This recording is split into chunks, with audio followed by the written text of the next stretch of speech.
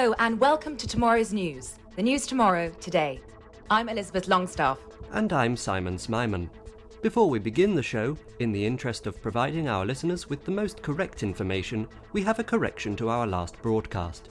We wrongly reported that during the vicious attack on Tiny Tim Timmins, where he was savagely drop-kicked by Kent chess champion Andy Rawlings, he was sent 20 feet. Upon remeasurement, we found it was actually 27 feet. A great effort from Andy there. Our headlines today. In America, Joe Biden's inauguration went surprisingly smooth today. After the recent free school meals scandal, a new conservative golden ticket scheme has been announced, hoping to at least profit from child hunger. Priti Patel was on the show telling us about her new border strategies involving the famed Titanic sinking iceberg. And after that, our open-minded colleague, Olivia Stiffbottom, will be giving you the other news. Our top story today. Joe Biden's inauguration went very smoothly, leaving everyone feeling secretly disappointed. After weeks of tension which saw security officials having sleepovers in every state capital, many observers expected a dramatic final twist in the tale, but there wasn't one, which is obviously fantastic news. Our political editor, Winona Johnson, is in Washington, D.C. Winona, what's the feeling where you are? Elizabeth, the eyes of the world were on the US Capitol today. Given the enormity of the occasion and the prospect of further scuffles on the part of Trump's most loyal supporters, this was a day which promised so much potential for drama. Would Biden sing the Vietnamese national anthem by mistake? Would he try and name the unknown soldier? Would a violent last-ditch attempt at a coup push the country to the brink of civil war? It seems not. Do you find that disappointing? No, of course not. It's genuinely an enormous relief. But is it secretly disappointing? Yes, it's very secretly disappointing. And what is the feeling amongst the journalists? Well, many journalists are experiencing drama withdrawal symptoms after Twitter banned Trump. This is the last thing we needed. There was some hope regarding Lady Gaga's costume, but that turned out to be unusually drama-free. The most exciting development was Bernie Sanders sitting in a chair, though he was hardly on the edge of his seat. I must say I feel completely blue-balled. Anyway, let's hear what some random people think. I'm joined now by a Democrat. What do you think of today? Well, I thought... And now for balance. I'm joined by a white supremacist. How did you see today's events? On my TV. I'm Winona Johnson. Back to you in the studio. Thank you, Winona. Our Foreign Affairs editor, Maxwell Triple-Barrel-Surname, is with me now. What did you make of today's events, Maxwell? Today simply could not have been any more like it was than it was. Boring? Maybe. An anticlimax? Perhaps. Would Q finally show up? Absolutely not. We had no desire to see something like that happen. Thank you, Max.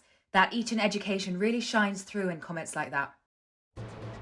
Free school meals are back in the limelight. In response to the recent scandal, Clarkwells has announced a new scheme that seeks to introduce greater equality of opportunity to the distribution of food. Starting tomorrow, meals will be allocated via a golden ticket system, in which 1,000 lucky students will get the opportunity to eat for free. All they need to do is simply pay the £15 processing fee to be placed in the raffle and have the opportunity to win big next lunchtime. We go now to our reporter on the field, Wensleydale Bagpuss, who has been collecting reactions at schools around the country. Good evening, Wensleydale. Morning, Simon. So, tell us, Wensleydale. Indeed, I'm currently standing outside Harrow School, where reactions to the scheme have been overwhelmingly positive. Staff at Harrow are pleased to see an equitable scheme finally put in place, and students have been particularly delighted at what has been a very lucky week for them, as every single student at this institution managed to get hold of a golden ticket. Hopefully this will ease the financial strain upon the parents of sending your child to Harrow. Lucky them. And tell us, Wensleydale, what do these meals consist of? Well, the students here at Harrow are on Clarkwell's private school meals scheme, so their dinners look somewhat different to a state school meal. Here at Harrow, students will be receiving the customary 5 courses, plus the post-meal cheese and coffee, should they opt in for that. Of course, if they were attending a state school, their dinner would be slightly different. For those students, Clarkwell's is providing a nourishing half portion of gruel to be shared amongst the classroom over the week. And are there any concerns about unfairness between those two meals? Well, this has been commented on by teachers on both sides, but I only paid attention to the ones in gowns, who raised the excellent point that, of course, private schools are much bigger than state schools, so students need many more calories to walk the far greater distance between their lessons. An excellent point, but what did the state schools you visited have to say? Pardon? What did the state schools have to say? The what?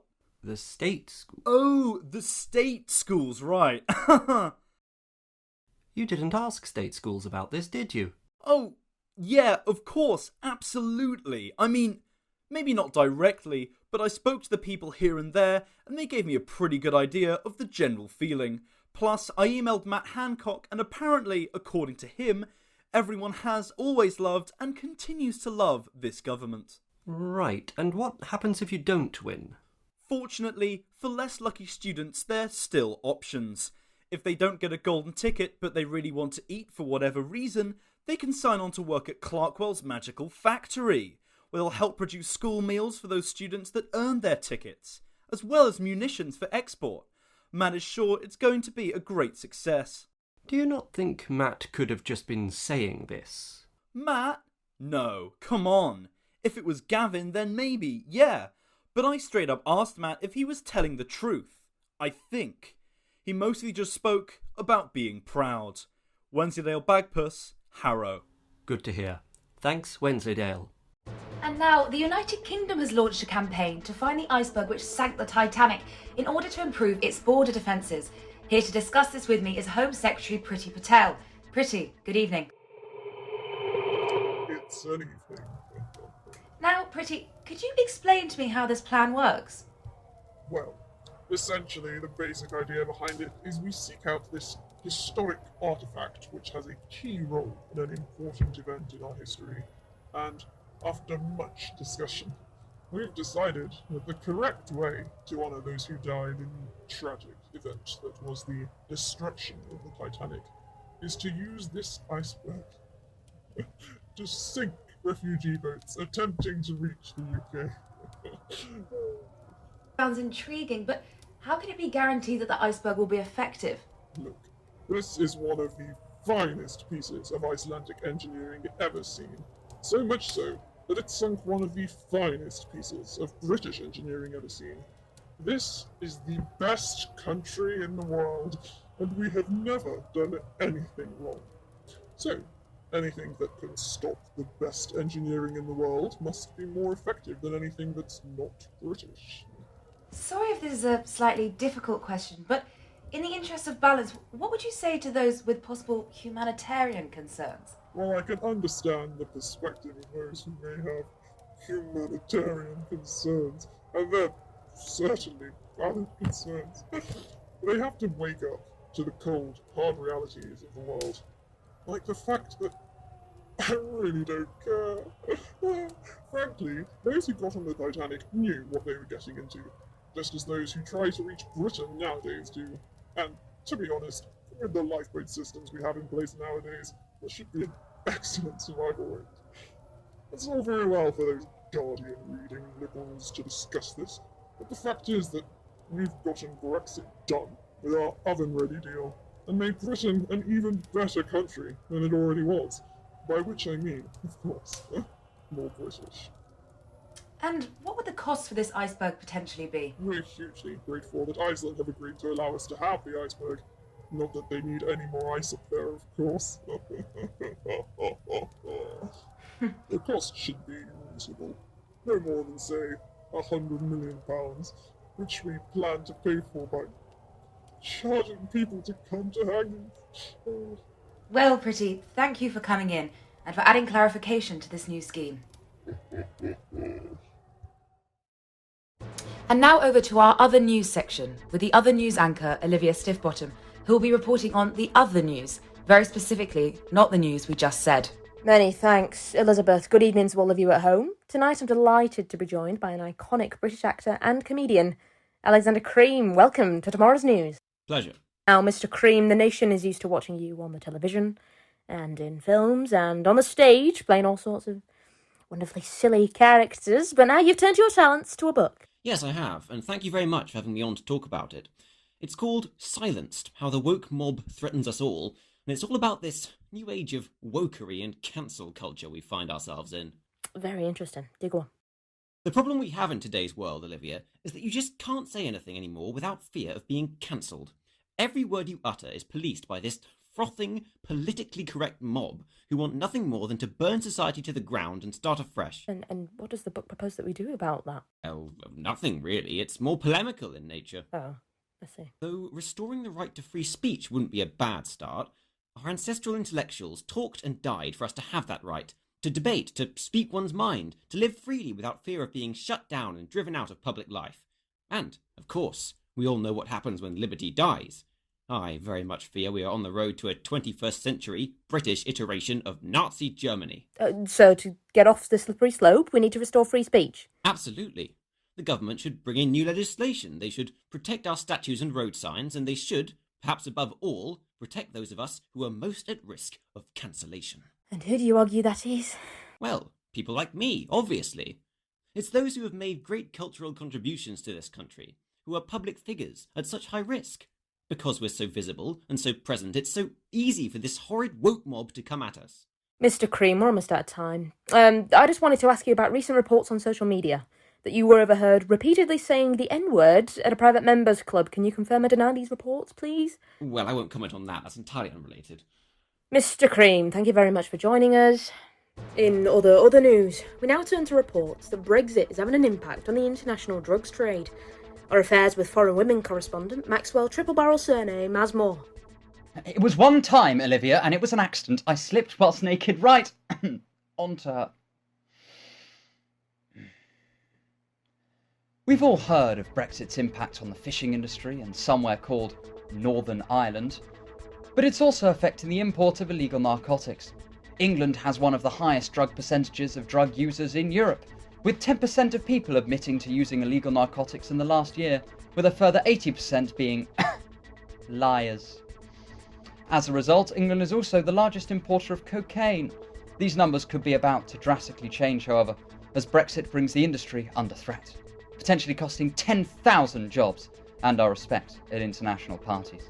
The Drug Importers and Dealers Union have criticised the government for leaving them behind during trade talks, especially as many noted politicians are common users of narcotics.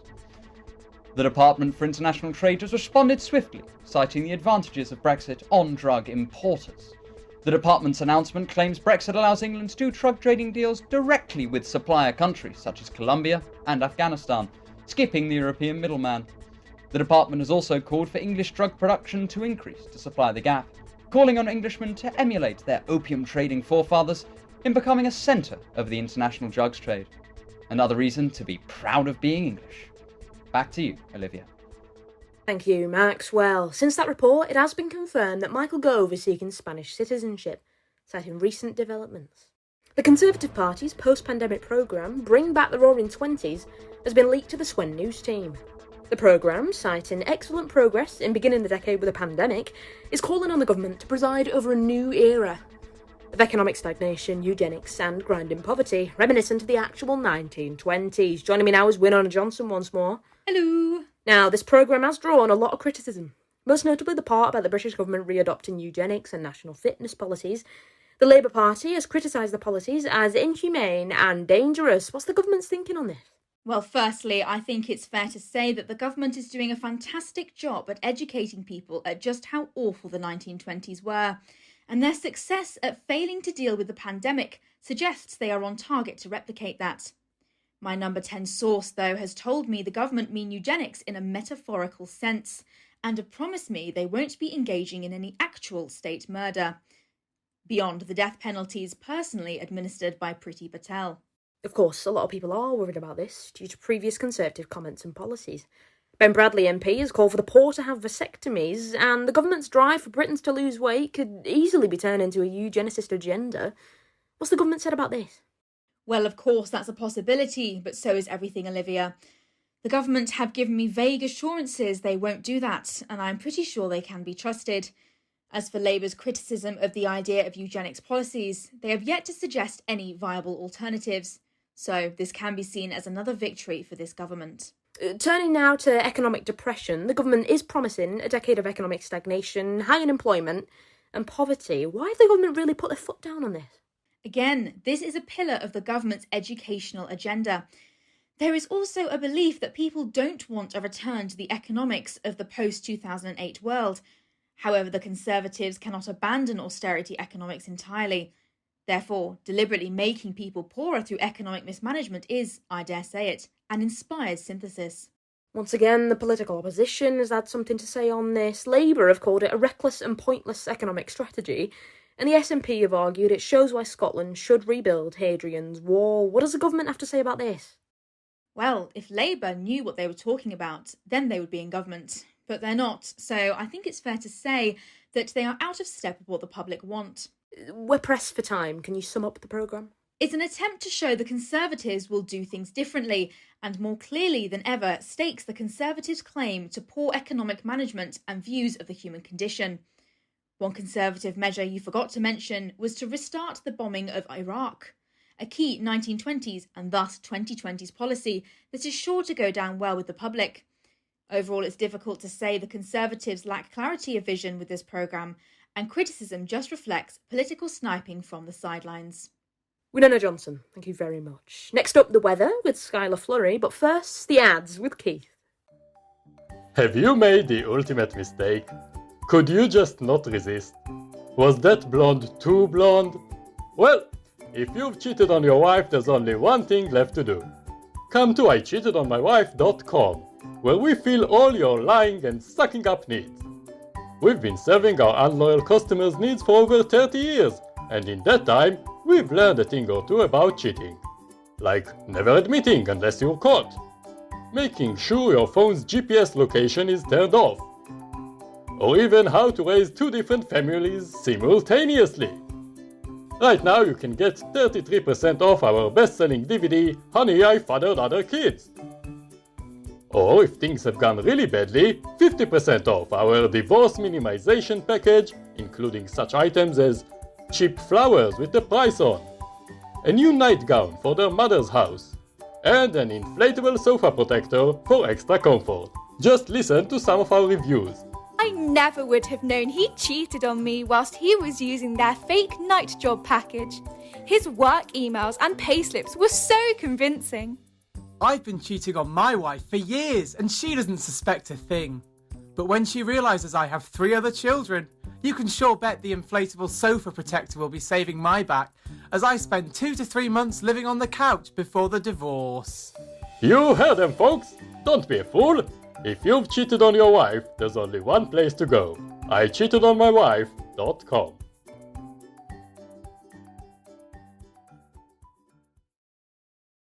Good evening. I'm Skylar Flurry with the weather. Well, after recent bouts of snow, you'd be forgiven for thinking that it would be raining cats and dogs here in the United Kingdom of England, Scotland, Wales and Ireland. But in an effort by the government to increase morale, a flurry of kittens will be landing across the southeast of England overnight, carried by the unused Boeing 737 MAX. Reports suggest that children and depressed adults up and down the country are delighted with the news, looking forward to going outside for a bit of animal therapy, and for the more heavily impacted parts of the country, something to eat. And that's it for the weather, not as though you'll be actually in any of it, will you? No use worrying about it when there's a pandemic on. Stay at home. Protect the NHS. Save lives. And now for the sports with me, Richard Dick. For the 10th month running, there were no sports because of the coronavirus. A few youngsters were spotted playing some football in somebody's garden in the Greater Manchester area this week, but they have been rightfully imprisoned, with the full force of the British state ready to rain down upon them, like those lovely kittens. Elsewhere in the world, some sports have been taking place, such as in Australia, with a spot of tennis. But we're not in Australia. Stay at home, protect the NHS, save lives. And now, time for some world news with the best anchor, me, your foreign affairs editor, Maxwell Triple-Barrel-Surname. We're joined today on the phone by our occasional foreign affairs correspondent and my former lover, John Appleseed, with a special alternative story about a chance meeting for this week's segment of there will be consequences. He was called. Oh, straight in. He was called Alexei Navalny. She was called. Camilla Pokeballs. They met? Yes. Where? Sitting on the dock of the bay. He was doing. Kite flying. She was doing. Drinking. He said. We've got a big one. She said. Put it in the microwave. And the consequences were? The Vietnamese invaded Poland with what seems to be no political agenda whatsoever. The world said. Yippee-ki-yay, mother... Yippee-ki-yay indeed. Thank you ever so much for our chance encounter recounted by John Appleseed. As always, there will be consequences. May the odds be ever in your favour. Hello, I'm your arts correspondent, Meredith Hibbertson. First up, it's the headlines. Beloved children's entertainer Scooby-Doo has been arrested for the possession of a large quantity of cocaine. Mr. Doo, 51, had his house raided by the police after an anonymous tip-off from a man dressed as a ghost, saying he was tired of those meddling kids interfering with my business. The other members of Mystery Incorporated declined to comment when contacted, with the exception of Norville Shaggy Rogers, who simply said, zoinks. The Minister for Culture, Mr. Beans, has said he doesn't really care about theatres reopening, as he prefers the cinema anyway. Speaking in Parliament, the Minister said that, with the exception of Shakespeare and anyone else who was British and born before the 20th century, all playwrights are hacks, and that maintaining an interest in theatre would be damaging to the reputation of Britain on the global stage. When it was observed by a member of Parliament that the global stage was among those theatres facing closure, the Minister left the chamber. And finally, Dwayne, The Rock, Johnson is being sued by Stonehenge for defamation. Mrs. Henge claims that Johnson is not nearly hard enough and too bright a colour, and has therefore brought the reputation of actual rocks into disrepute, including the henge. Mr. Johnson's counsel have stated that it is absolutely preposterous to say that Dwayne isn't hard enough. He survived Jumanji, for God's sake. Now leave me alone before I sue you. Great story there. Now, we sent Meredith on her way to Oxford Circus to witness an exciting new step in the world of music. Meredith, would you like to tell us all why you're there? Well, Simon, I'm presently at Oxford Circus to witness a historic event. I'm joined by hundreds of customers queuing up for the midnight launch of Music 2. What an exciting prospect that may or may not be, Meredith. Can you tell us more about Music 2? I can't, no. But hopefully this guy in the queue can. What's your name all about then? My name's Raymond, and I'm all about Music 2. What is Music 2? Basically, what's happened is that throughout human history, we've all been listening to music. And that's been mostly fine. There's been ups and downs and Side to Side by Ariana Grande. But tonight they're finally releasing Music 2. That seems to be it. Now, Simon, thanks to our links with the blossoming Music 2 industry, we've been given a sneak preview of Music 2. I'm going to listen to it now, if you can believe such a thing. Goodness me, be careful. I will be. I'm just putting on my headphones too now. Pressing play. Oh my good lord! What does it sound like? Well, it certainly doesn't sound like music. Yes, this is Music 2, all right. And will you be buying Music 2? Yes. In fact, I'm going to fight Raymond for his place in the queue. What? You enjoy that, Meredith. Personally, I think I'll hold off until the inevitable music prequel. And now for the rapid-fire news, the fastest news delivery service in the country. The Home Secretary, Priti Patel, has been caught up in another bullying scandal this week, after allegations were made yesterday morning by a school parents' association. The Home Secretary was spotted by parents in the early hours of the morning entering the St Mary's Primary School in Manchester, shouting obscenities about the North and spontaneously drop-kicking a 5-year-old in the head. Miss Patel denies all involvement. The University of Cambridge has also come under fire recently after issuing a statement saying that as part of their new no detriment policy, all university finalists will be equally issued with a third after completing their exams, so as to maintain academic parity among the students. A spokesperson for the University of Oxford has welcomed the announcement with open arms. Winchester College has revealed plans to, for the first time in its 600-year history, admit girls as well as boys. The £40,000 a year school is one of only 4 remaining boys' boarding schools, and the move to become co-educational could well inspire the other 3. Feminist campaigners have welcomed the move, calling it one giant leap for gender equality. The Prime Minister, Boris Johnson, has also weighed in, saying that it's about time our girls were given a big leg up in life as well. As part of her latest campaign for an independence referendum, Scottish First Minister Nicola Sturgeon has announced that she will be rebuilding Hadrian's Wall in the summer of 2022. The proposed 73-mile structure will reportedly be made out of high-strength concrete and equipped with barbed wire, St Andrew's flags, and military personnel. Westminster has declined to comment. A Kent-based sunflower seed factory has gone bankrupt this week, following tougher restrictions imposed on businesses due to Brexit. Angela Olsen-McMartleby, the CEO of the Kent Sunflower Corporation, says that although she voted to leave the EU, she is stunned and appalled by the effect it's had on her business. In a statement to Swen News, she declared that she's in a state of shock and that she didn't believe it would actually happen. Tommy Wiseau has revealed that he will be directing a sequel to his 2003 hit drama The Room. Talking to Empire magazine, he expressed his view that it was about time, and that he would be joined by co-stars Cara Delevingne, Hayden Christensen, and an as-yet unnamed catalogue of actors who can't act. And Donald Trump has made headlines this week after reportedly pranking Joe Biden in his first week in office.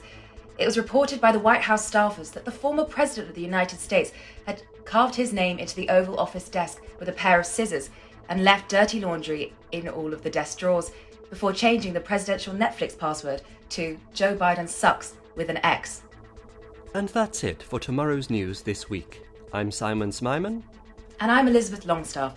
We here at the Swen News team would like to wish you a lovely week. And remember, stay at home, protect the NHS, save lives.